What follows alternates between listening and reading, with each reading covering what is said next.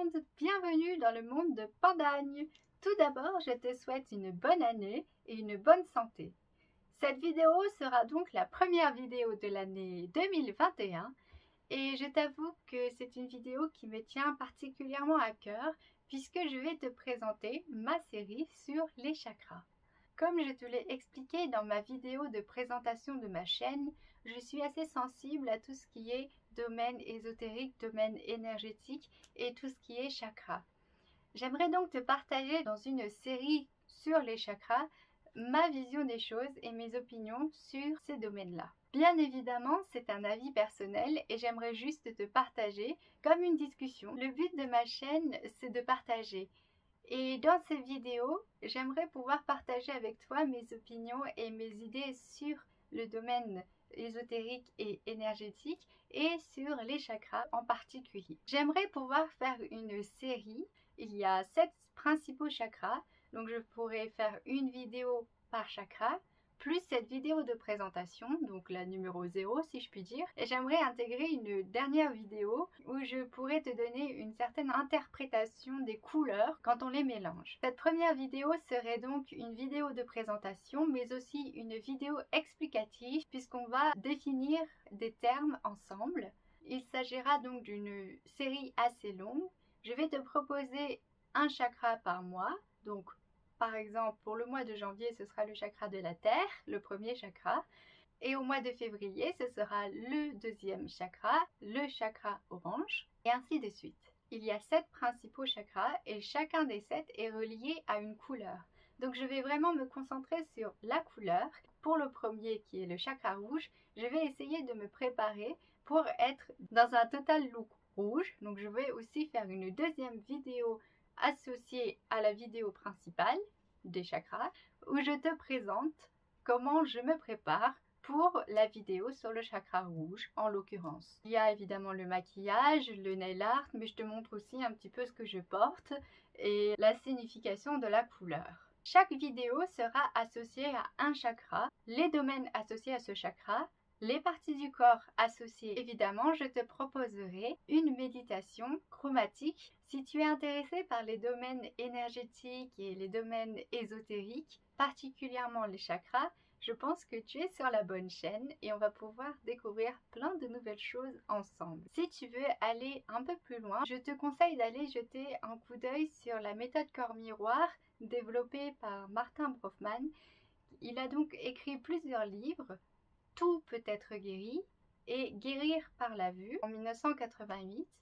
Et je pense que c'est une méthode intéressante parce qu'elle est simple, elle est très imaginative et en même temps elle est cadrée. Tu vas pas te perdre dans un obscurantisme, non, le but c'est vraiment de démystifier tout ce qui est guérison et ésotérique. La méthode corps miroir est donc une méthode de guérison et si je peux t'en parler, c'est parce que moi-même je suis guérisseuse. Et par là, je voudrais partager mes expériences et partager mon vécu par rapport à tout ça. Je ne veux absolument rien t'imposer et je t'invite même à écrire dans les commentaires tes expériences, tes opinions et tes pensées concernant les domaines énergétiques, ésotériques et de guérison. Comme ça, on pourra parler ensemble dans les commentaires. Le but de ma chaîne, c'est de partager et j'espère bien que dans cette série sur les chakras, on va pouvoir discuter sur ces domaines beaucoup plus spirituels. En revanche, spirituel ne veut pas forcément dire plus haut ou plus intelligent ou plus élevé que les domaines futiles, on va dire. C'est tout aussi important et c'est pour ça que j'aimerais allier 2 vidéos à chaque fois. Je veux séparer parce que évidemment je ne t'impose rien. Tu peux très bien regarder juste la vidéo où je me prépare si tu aimes le make-up, le nail art, etc. C'est tout à fait possible. Tu peux regarder uniquement la série concernant le chakra en question. Tu peux très bien t'en foutre de comment je me prépare. Mais pour moi c'est aussi important l'un comme l'autre parce que dans la vie il y a autant de côtés spirituels que de côté intellectuel, que de côté manuel, corporel. Enfin, c'est tout aussi important de prendre soin de son corps que de son âme et j'aimerais amener ça dans ma chaîne. Évidemment, c'est dans un but de partage et J'aimerais que ce soit quelque chose d'assez ouvert. Je ne veux pas du tout t'imposer une vision du monde, une vision des choses. Je veux juste te partager un autre point de vue. Et j'espère que cette série sur les chakras te plaira autant qu'à moi. Évidemment, je ne suis pas du tout experte, je voudrais juste partager mon expérience de vie et mes expériences personnelles. J'espère que je pourrai mener à bien ce projet et qu'il te plaira, et je suis sûre que ça me plaira de filmer ces vidéos. Comme je te l'ai expliqué, chaque vidéo sera associée à un chakra en particulier. Je vais me concentrer par exemple en janvier sur le premier chakra. Dans une première vidéo, je vais t'expliquer un peu comment il fonctionne et quels sont les domaines associés à ce premier chakra. Chaque chakra est associé à des domaines particuliers et aussi des parties du corps, autant des organes que un système nerveux particulier. Mais je ne suis pas du tout experte ou médecin, je ne parle que selon une connaissance empirique. Peut-être que je peux me tromper, il n'y a aucun souci là-dessus, mais dans ce cas-là, on peut discuter et j'aimerais juste apporter une autre vision, un autre point de vue. Les 7 principaux chakras sont donc reliés aux 7 couleurs principales, donc les couleurs de l'arc-en-ciel, rouge, orange, jaune, vert, bleu, indigo et violet. Le premier chakra sera donc associé à la couleur rouge et je prendrai pour thème chromatique la couleur rouge. Dans chaque vidéo sur un chakra, je vais aborder les thématiques, les domaines du chakra en question, mais je vais aussi aborder les parties du corps associées à ce chakra. Si on remarque un symptôme dans une partie du corps, alors cela veut dire qu'il y a une tension dans le chakra associé et donc une tension dans la conscience de l'être. Expliquons donc ensemble ces quelques termes. Tout d'abord, qu'est-ce qu'un chakra? Chakra est un mot sanskrit, donc de la langue hindoue, qui veut dire une pompe, une valve. Évidemment, c'est dans le plan énergétique. Ça veut dire que c'est une valve qui va réguler la circulation d'énergie dans le corps. Si cette énergie est par une quelconque raison bloquée, alors elle va entraîner par conséquent des blocages physiques. Je pars du principe que dans la conscience de l'être, il peut y avoir une tension à un moment donné dans tel domaine et ça va se répercuter dans le chakra en question. Par exemple, le chakra rouge, le premier chakra. Il y a une tension dans ce domaine, un comportement de la personne qui ne correspond pas avec ses croyances profondes et qui ne convient pas à l'être, il y aura une tension qui va se créer. Et cette tension dans la conscience va entraîner par conséquent des tensions dans le chakra en question. Un blocage d'énergie. Une tension, c'est un blocage d'énergie. Et quand l'énergie est bloquée, ça peut entraîner des symptômes physiques qui sont auscultables, mais qui ont une raison plus profonde. C'est ça que j'aimerais t'expliquer dans les futures vidéos concernant les chakras. Les chakras, ce sont littéralement des pompes qui vont alimenter le corps en énergie. Les 7 principaux chakras sont reliés aux 7 couleurs de l'arc-en-ciel, comme je te l'ai expliqué tout à l'heure, mais aussi associés à 7 corps différents. Tu connais le corps physique, tu connais aussi le corps émotionnel. Tout ce qui est de l'affect, de l'émotion, c'est pas palpable, mais tu sais que ce corps existe. Eh bien, puisqu'il y a 7 chakras, il y a 7 corps différents. Le premier corps étant le corps physique, celui que tout le monde peut percevoir, puisque nos organes sont faits pour le percevoir, et c'est la limite qu'on accorde à la matière. Mais ça ne veut pas dire que les autres corps n'existent pas. Et chacun des corps a une action sur le corps physique aussi. Action ou une conséquence, s'il y a quelque chose de bloqué. Je pars du principe qu'un symptôme est un langage que adopte le corps pour te faire comprendre les comportements et les blocages que tu peux vivre jusqu'à maintenant. Et puisque ce symptôme est un langage, les couleurs, l'endroit où c'est placé dans le corps, les parties du corps que ça touche et surtout ce que ça t'empêche de faire peuvent être un langage compréhensible pour pouvoir changer le comportement et l'attitude et les croyances qui te bloquent pour une meilleure santé, donc pour une guérison. Je parle de guérison et pas de soins parce que je ne suis pas médecin Et le soin, c'est quelque chose de médical qui implique la notion de temps. Il y a un soin, il y a un traitement dans la durée, qui soit plus ou moins court ou plus ou moins long.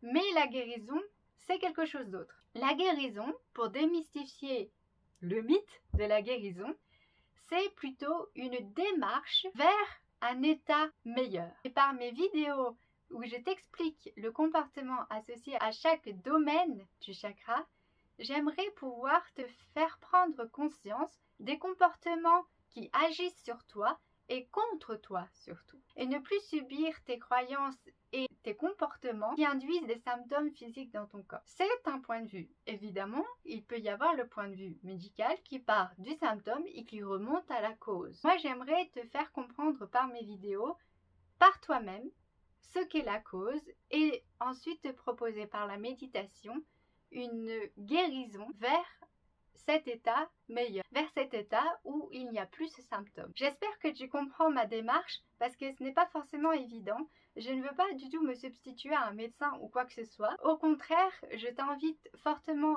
à aller consulter un personnel médical. Il est fait pour ça et nous en avons vraiment besoin. Mais j'aimerais te faire prendre conscience par toi-même de tes propres comportements et de tes propres croyances qui vont contre toi. Si tu changes les causes des tensions dans ta conscience, alors il peut y avoir qu'un effet bénéfique sur tes symptômes physiques. Il peut y avoir qu'une meilleure conséquence sur ton corps physique et aussi sur la façon de vivre et la façon de voir la vie. La guérison n'est pas seulement pour des symptômes physiques, ça peut être des symptômes émotionnels, des symptômes mentaux ou des symptômes de niveau plus élevé. Quand je dis plus élevé, ce n'est pas une hiérarchie, c'est tout simplement des niveaux de conscience. Ensuite, j'ai utilisé beaucoup de fois le mot conscience. J'aimerais t'expliquer ma vision de ce qu'est la conscience. Alors la conscience n'est pas cette petite voix qui te dit ne traverse pas la route quand c'est le feu rouge, ne triche pas pendant tes examens. Non, quand j'emploie le mot conscience dans ces vidéos, ce sera quelque chose de différent. Cette petite voix, c'est une partie de la conscience. Pour moi, la conscience, c'est la somme de toutes les expériences d'un être vivant. Un animal est un être vivant. Il a autant de chakras qu'un corps humain. Un bébé est un être humain. Il a autant de chakras, autant développés qu'un être humain adulte. J'espère qu'on est d'accord sur ce point. Donc la conscience, c'est la somme de toutes les expériences à tous les niveaux, à tous les plans et dans tous les domaines. Comme je te l'ai expliqué tout à l'heure, nous avons 7 chakras principaux, donc 7 corps différents. La somme de ces corps, c'est notre conscience. La somme des 7 corps qui me constituent est donc ma conscience. Est-ce que tu suis? Évidemment, nous avons toujours une partie commune, toi et moi. Ta conscience est aussi ma conscience et ma conscience est aussi la tienne. Mais nous verrons ce point de vue-là dans un autre niveau de conscience. Ainsi, quand je te parle d'une tension dans la conscience, ça veut dire tout simplement qu'il y a un blocage d'énergie dans un des domaines de ta vie. Que ce soit un domaine spirituel, un domaine émotionnel, un domaine mental, un domaine physique. Et on va pas se mentir, tout le monde a des blocages et tout le monde a des tensions dans des domaines de sa conscience. Ça, personne ne peut dire le contraire. Donc dans les vidéos que je propose, j'aimerais te faire prendre conscience de tes propres blocages énergétiques dans ta conscience pour ensuite changer cette cause, ce comportement qui te nuit et donc t'amener vers une meilleure compréhension de toi-même et donc peut-être à adopter un comportement qui te convient mieux, t'éclairer vers le chemin de la guérison. Mes vidéos ne sont pas des recettes magiques pour guérir tous les maux de la terre. Je veux juste te faire prendre conscience de qui tu es vraiment. Et pour cela, j'aimerais t'initier à l'exercice de la méditation. Alors, la méditation, attention, c'est un grand mot. Mais en vérité, ce n'est pas si compliqué que ça, de mon point de vue, de mon avis, évidemment. Tout d'abord, ce que n'est pas la méditation. Dans le langage courant, on va dire « médite sur cette question », c'est-à-dire « réfléchis sur cette question ». Mais c'est faux. Méditer, ce n'est pas réfléchir, parce que réfléchir, c'est quelque chose de mental. C'est donc dans le corps mental. Or, nous, on veut méditer dans la conscience, c'est-à-dire tous les corps, les 7. Or, le mental, c'est un des 7 corps, c'est 1/7 de la conscience. Souvent, on confond méditation et repli sur soi. C'est plutôt à la mode, la méditation. Soit on va aller dans la montagne comme un ermite, soit on va aller faire une retraite méditative. C'est très bien, ça te permet de prendre du recul sur ta vie, ça te permet de faire une pause, mais ce n'est pas ça, méditer. Méditer, c'est dans ta vie.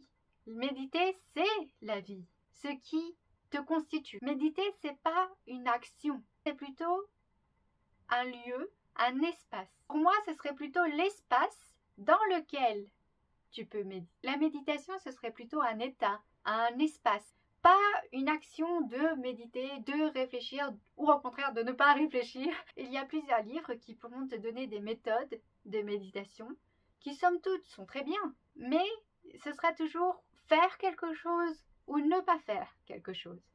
Or, la méditation va au-delà de ça. Si tu prends en compte que la méditation est un espace, comment veux-tu agir un espace? Tu agis dans un espace, mais la méditation est l'espace lui-même. Comment veux-tu agir l'espace ou ne pas agir l'espace? C'est un peu compliqué, non? Il suffit tout simplement d'être dans l'espace, de remplir l'espace. Donc la méditation, ce serait plutôt un état. Et de mon point de vue, c'est l'état entre le sommeil et le réveil. Tu sais, un petit peu comme au petit matin, quand tu sors de ton rêve, mais que tu n'es pas réveillé, tu entends ce qui se passe, mais tu ne sais pas si ce que tu entends, c'est dans ton rêve ou dans la réalité. Et parfois, il y a un bruit de l'extérieur, de la réalité, on va appeler réalité physique, qui n'existe pas dans ta réalité onirique. Et il y a un autre son de ta réalité onirique qui n'existe pas dans ta réalité physique, mais les deux se mêlent et tu ne sais pas distinguer forcément lequel fait partie de quel domaine. De ce point de vue-là, les rêves sont aussi réels que la réalité physique. C'est pour ça que j'utilise réalité onirique plutôt que rêve, parce que tu peux les voir comme quelque chose d'irréel, mais c'est réel quelque part. Et ça a des effets sur ton corps, ton esprit et ton mental, donc ça a une certaine réalité. De mon point de vue, la réalité onirique est aussi grande que la réalité physique. Là, tu vas me dire, on est à la limite du fou. Peut-être que la méditation, ce serait cet espace dans lequel évolue le fou. Je ne sais pas. Je ne suis pas dans la tête d'un fou. Je ne suis pas folle. Cet espace entre le sommeil et le réveil, on pourrait l'appeler éveil, sans le R. Pas réveil, mais éveil. Et c'est ce qui d'ailleurs caractérise le Bouddha, l'éveil du Bouddha. Eh bien, ce serait peut-être cet espace-là, cet espace d'éveil du Bouddha dans lequel on peut méditer. On pourrait peut-être faire un lien avec la prière, mettre des mots sur la foi. Et la foi, c'est plus qu'un sentiment intérieur, c'est plus qu'une conviction intérieure. La foi, c'est ce que tu vis. Dans un sens, ça se rapproche un peu de la méditation. Dans ta prière, tu vas mettre en action ta foi. Eh bien, dans la méditation, tu vas mettre en action cet éveil de Bouddha. Je ne sais pas si c'est bien clair, j'essaye de te faire quelques petits parallèles, peut-être que ça peut t'aider. Évidemment, je ne dis pas que c'est la même chose, c'est peut-être une façon pour toi de mieux comprendre selon tes croyances d'origine. La méditation, ce serait la prière sans les mots. Il y a cette même foi, cette même intention, mais il n'y a pas de mots, il n'y a pas de paroles dessus. Les paroles font partie du corps mental. Or, on va plus loin que le corps mental. Par exemple, c'est pas « Oh, mon Dieu, faites que mes enfants aillent bien ». Non, c'est vraiment cette toi peux faire confiance en la vie pour que les personnes proches de ton cœur aient la santé. Ça va beaucoup plus que les mots. Et donc, c'est pour ça que dans la méditation, on dit souvent ne pas réfléchir, ne pas faire, ne pas mettre de mots. Eh bien, oui, il ne faut pas mettre de mots, mais on se dit, il faut mettre quoi à la place? Eh bien, tout simplement cet espace. Simplement. Simplement, selon les personnes. Pour moi, c'est simple, mais peut-être que pour d'autres personnes, ce n'est pas si simple que ça. Disons que la méditation va au-delà des mots et va au-delà des émotions et des sentiments. Parce que tu me diras, quand tu aimes quelqu'un de toutes tes forces, et tu n'as pas les mots pour exprimer cet amour. Ou des fois, tu es tellement triste, dans un désespoir profond, tu n'as pas les mots pour exprimer cette tristesse. Or, la méditation va au-delà des émotions et des sentiments. La méditation va au-delà de ces expressions. La méditation serait plutôt le fondement même de ce que tu peux ressentir et de ce que tu peux penser. Les opinions font partie du corps mental, les convictions aussi. Pourtant, il y a une différence entre les deux. Mais rappelle-toi, le corps mental, c'est 1/7 de la conscience. Nous allons voir aussi à quel point on lui accorde tant d'importance et pourquoi. Une fois qu'on a expliqué ces quelques termes simples, mais primordiaux selon moi, nous allons pouvoir parler un petit peu plus des chakras et de leur fonctionnement. Évidemment, je vais me concentrer sur un chakra pour chaque vidéo, mais dans cette vidéo de présentation, j'aimerais t'expliquer le fonctionnement global des 7 chakras dans le corps humain. Tout d'abord, les 7 chakras sont reliés aux différents éléments. Il y a en outre les couleurs, les éléments qui sont reliés à chaque chakra. Par exemple, pour le premier chakra, c'est la terre. C'est l'élément le plus lourd et le plus perceptible. C'est celui qu'on peut manier et qui est plus proche du corps physique. Ensuite, le deuxième chakra est relié à l'élément de l'eau. L'eau, c'est ce qui est fluide, c'est ce qu'on ne peut pas prendre, mais qui est perceptible. Et bien souvent, il y a beaucoup de métaphores et d'images parallèles entre tout ce qui est liquide et tout ce qui est émotion. Et bien ça fait partie du deuxième chakra. C'est la sensibilité du deuxième chakra. Moins perceptible que la terre, c'est un élément plus fluide, mais tout autant perceptible et je dirais tout autant fascinant. Le troisième chakra est relié à l'élément du feu. C'est donc le dernier élément perceptible. Le feu déjà est plus léger que l'eau. On ne peut pas le sentir, l'attraper par les mains, mais quand on se rapproche, on peut sentir la chaleur, on peut voir la flamme, on peut percevoir le feu. Et le feu est caractéristique du troisième chakra, donc du corps mental. Donc c'est pour cela que tout ce qui est inflammation dans le corps implique le corps mental. Et le sentiment associé au feu, c'est la colère. Donc s'il y a une inflammation dans une partie du corps, ça veut dire qu'il y a de la colère dans cette partie du corps. Mais n'oublie pas que chaque partie du corps est associée à un chakra et donc à un domaine de ta conscience. L'inflammation qui se manifeste physiquement dans ton corps serait la représentation de ta colère dans le domaine du chakra en question. Ensuite, le quatrième chakra, le chakra du cœur, est associé à l'élément de l'air. L'air est encore plus léger que le feu. C'est le dernier élément perceptible par les 5 sens physiques de l'être humain. Et c'est pour ça que tout ce qui est associé à l'air sera associé au chakra du cœur, aux personnes proches du cœur. Donc si une personne a des difficultés de respiration, c'est qu'il y a difficulté soit à inspirer, à recevoir l'amour des personnes proches de son cœur, soit à expirer, à donner l'amour aux personnes proches de son cœur. L'amour, ce ne sont pas les expressions d'amour. Parfois, les expressions d'amour sont incompréhensibles et pourtant l'amour est derrière. Et c'est ça qui est vraiment compliqué et qui peut blesser et créer des tensions dans la conscience de l'être. C'est ça qui est difficile à accepter, c'est que parfois l'expression d'amour ne correspond pas à l'amour qu'il y a derrière. Ça, on n'y peut pas forcément grand-chose. La seule chose, c'est qu'on puisse l'accepter. Accepter, ça ne veut pas dire cautionner, ça ne veut pas dire être d'accord. Ça veut tout simplement dire que l'événement, la chose, la personne ou la non-chose est là, que ça existe et que ça exprime un certain amour. C'est pas forcément facile à accepter. Je voudrais donc te proposer dans mes vidéos une méditation chromatique pour chaque chakra pour pouvoir t'entraîner à méditer et pour pouvoir changer. La première des choses est d'accepter. Accepter, c'est pas facile, hein, mais c'est la première des choses. Parce que si tu rejettes quelque chose, jamais tu ne pourras y changer quoi que ce soit. Alors, ce n'est pas facile de toujours accepter. On dit toujours, il ne faut pas tout accepter, mais accepter ne veut pas dire être d'accord.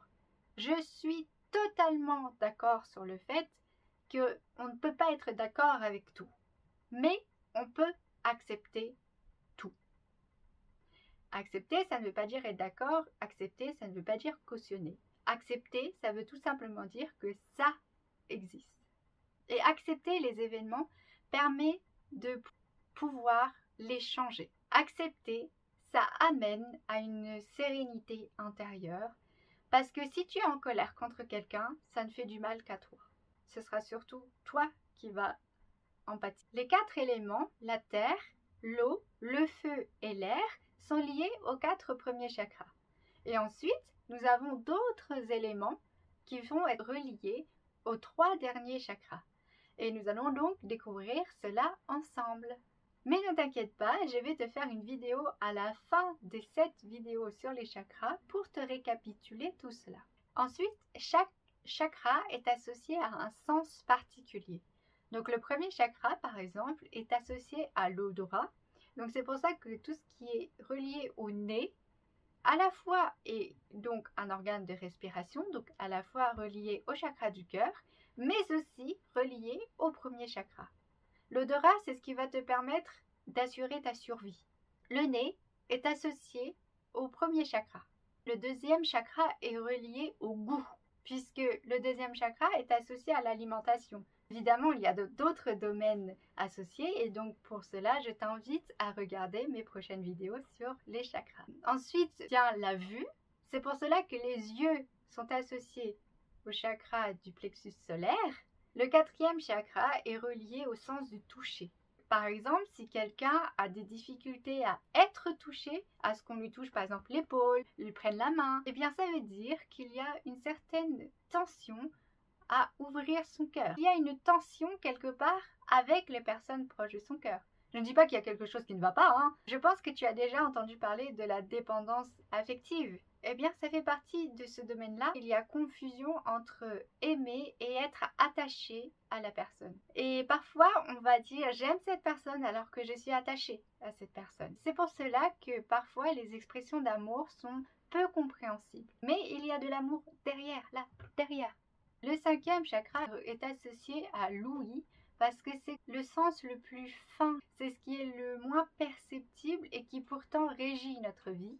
L'ouïe, c'est ce que tu peux recevoir du monde extérieur vers un monde intérieur. Donc là, on part déjà vers quelque chose de plus intérieur. Les 2 derniers chakras sont reliés à des sens qui ne font pas partie des 5 sens physiques, mais qui sont d'autres sens qu'on va découvrir ensemble. Comme tu l'as vu, le visage comporte tous les organes de chaque sens.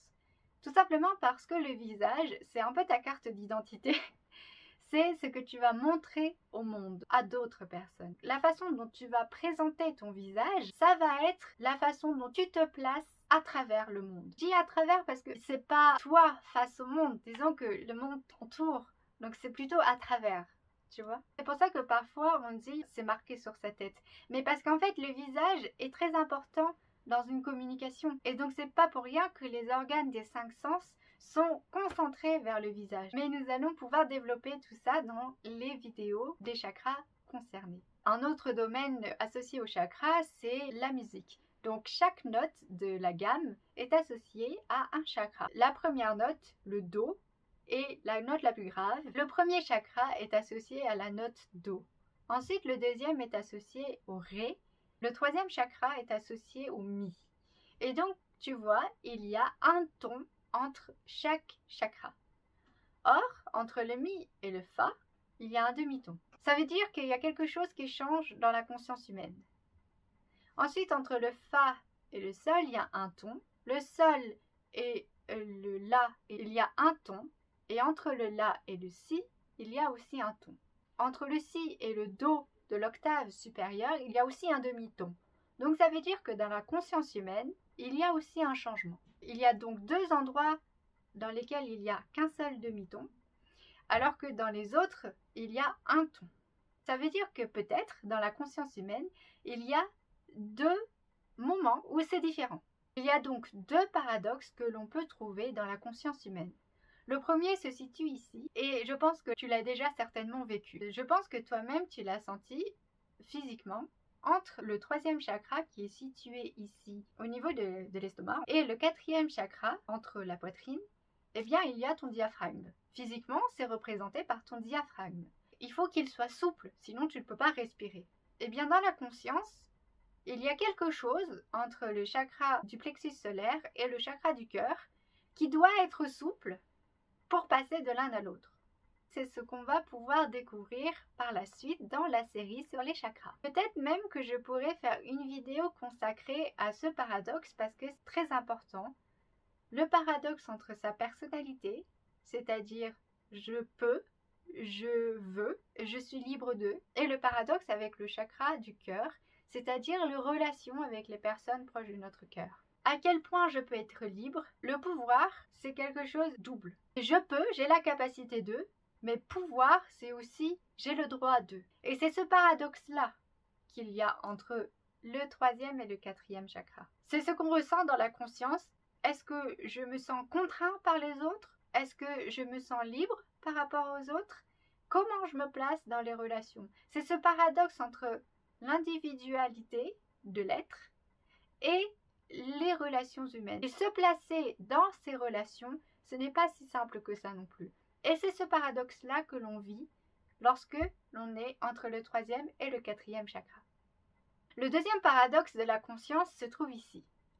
Le dernier chakra est associé, entre autres, à l'autorité. L'autorité, est-ce que je l'aperçois comme quelque chose de contraignant ou est-ce que je l'aperçois comme quelque chose qui va m'amener vers ce que je veux? Ici, dans ce niveau, c'est je choisis quelque chose dans ma vie et l'autorité, donc ce qui est au-dessus de moi, va tout faire pour que j'arrive à ce but. Donc par exemple, je veux apprendre à dessiner.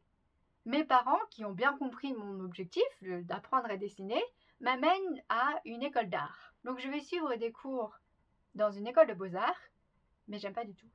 Je me rends compte que c'est pas du tout ce que je veux. Je veux pas du tout reproduire. Non, c'est pas ça pour moi le dessin. Donc j'ai arrêté. Pourtant, l'autorité, donc mes parents, ont bien compris ce que je voulais, mais ce qu'ils m'ont proposé n'est pas forcément ce que je voulais. Est-ce que tu comprends? Je veux apprendre à dessiner. Mes parents disent, bon on va t'inscrire dans une école de beaux-arts. Apprendre des techniques de dessin, c'est très bien.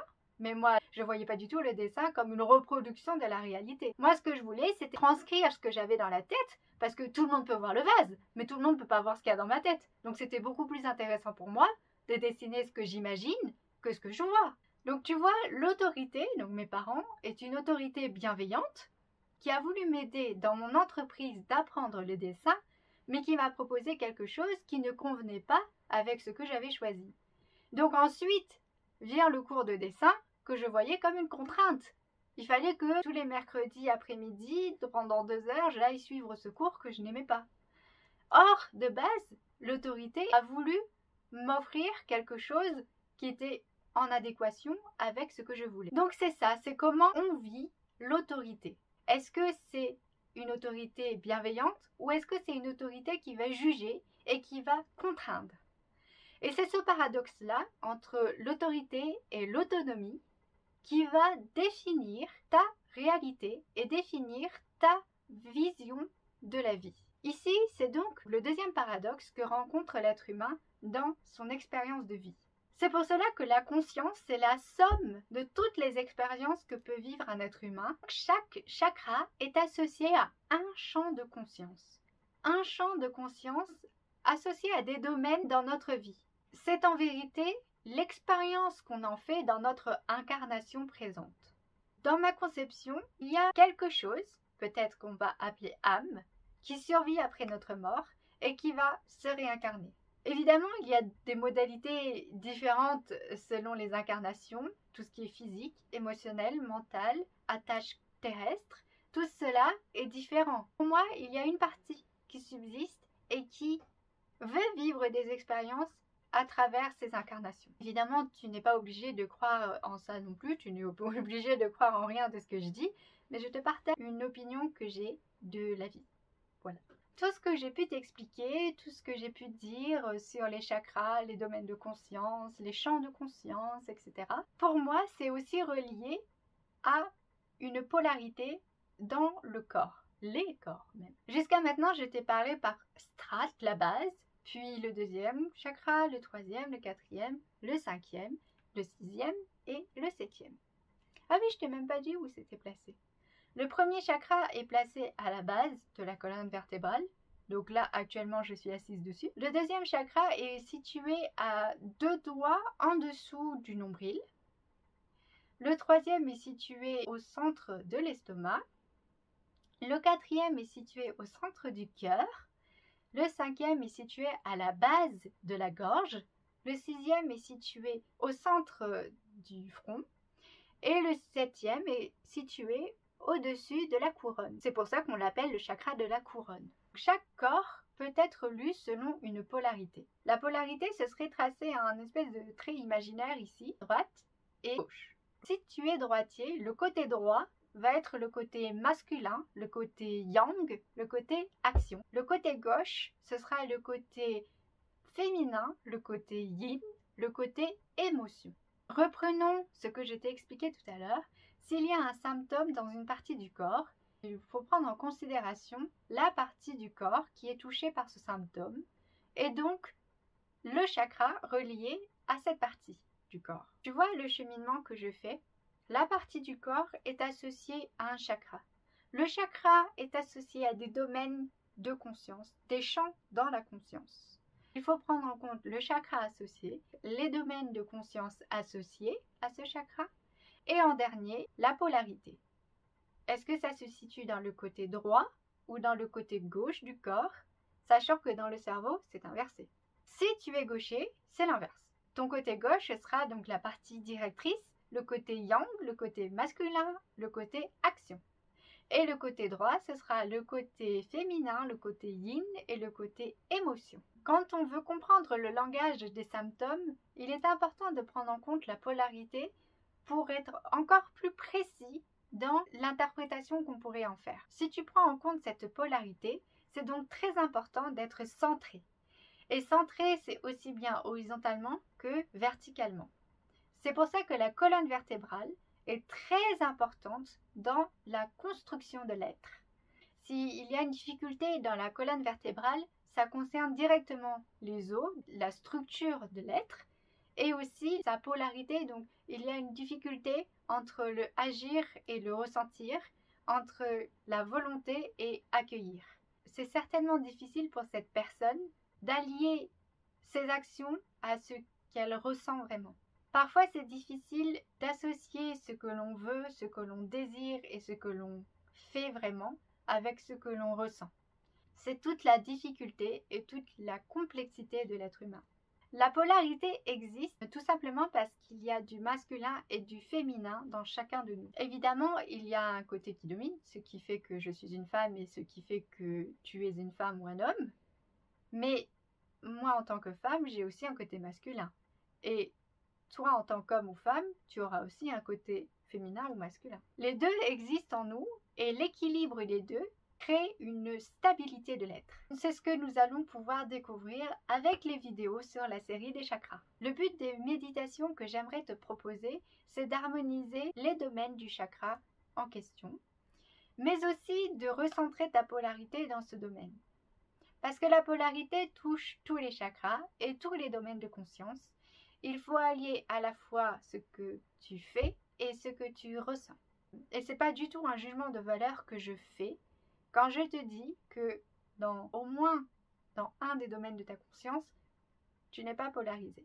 J'aimerais donc, grâce à mes vidéos, te faire prendre conscience de ce décalage qu'il peut y avoir dans ce domaine de ta conscience et donc te proposer une solution grâce aux méditations chromatiques du chakra en question. Ce n'est pas une recette miracle et il y en a certainement bien d'autres, mais j'aimerais pouvoir apporter ça avec ma chaîne. Comme dans le domaine musical, l'harmonie, ce serait donc l'alliance de toutes les notes de musique qui nous composent et de faire de notre vie une partition merveilleuse. Comme dans le domaine artistique, on doit jouer avec les couleurs qui nous composent, les couleurs de l'arc-en-ciel, pour pouvoir créer notre vie. Trop de couleurs, quand toutes les couleurs sont mélangées, ça fait du noir. Parfois, la vie est aussi noire que les ténèbres. Parfois, elle peut être très colorée. Donc, essaye de tout faire pour que les couleurs restent et apparaissent de plus en plus dans ta vie, plutôt que d'encourager ce mélange de couleurs totalement aléatoire qui peut parfois mener à du gris, à du noir, à une couleur un peu grisâtre, verdâtre, moche. J'aimerais pouvoir t'apporter à mon humble niveau des solutions grâce à la méditation et des explications grâce à mes vidéos sur les chakras. J'espère que cette série te plaira. Je fais un grand pas dans ma vie en tournant ces vidéos et j'espère que toi, derrière cet écran, tu feras un grand pas dans ta vie en regardant ces vidéos. Il suffit pas de les regarder, il faut aussi les pratiquer, il faut aussi les comprendre et les assimiler, pas seulement comprendre intellectuellement, mais comprendre dans le vécu, parce que c'est seulement quand on l'a vécu que l'on peut comprendre nos difficultés et pallier à des tensions. La conscience, c'est quelque chose de vaste. Je ne pourrais pas tout expliquer dans des vidéos et ce n'est pas mon but. Je veux tout simplement te faire prendre conscience et t'amener vers un chemin qui pourrait t'aider à la guérison. Je voudrais tout simplement, à mon petit niveau, t'apporter un éclairage supplémentaire, une aide, un autre son de cloche qui te permettra peut-être de prendre conscience de choses que tu n'avais pas encore conscience jusqu'à maintenant. J'espère que tu pourras apprendre de mes vidéos et pratiquer grâce à mes conseils. J'espère aussi qu'on pourra discuter et partager dans les commentaires, discuter, partager sur ma chaîne puisque c'est le but de ma chaîne. Sache que la vie, ce n'est pas quelque chose d'acquis et de fixe. Il faut toujours revenir sur l'ouvrage pour pouvoir le terminer et le perfectionner. Il faut toujours revenir sur le tableau pour découvrir de nouvelles couleurs. Et il faut toujours manier les notes de musique pour pouvoir faire de nouvelles partitions. Adapter certaines vieilles chansons, certaines vieilles partitions et les remettre à notre goût, les remettre aux couleurs de notre vie. J'espère que cette présentation aura été claire et que tu vas me suivre dans ma série concernant les chakras, très importante pour moi et qui j'espère te fera plaisir aussi. J'espère que pour cette année 2021 tu vas me suivre et que je vais pouvoir continuer à faire ces vidéos parce que j'aime faire des vidéos et j'aime partager dans mes vidéos. Cette première vidéo est donc une vidéo introductrice de ma série concernant les chakras et j'espère que tu me suivras pour cette nouvelle année 2021 dans mes projets de vidéos sur YouTube. J'espère que tu as aimé ces vidéos et que tu aimeras mes prochaines vidéos aussi. Et je te fais des gros bisous. Je te dis à bientôt pour une nouvelle vidéo.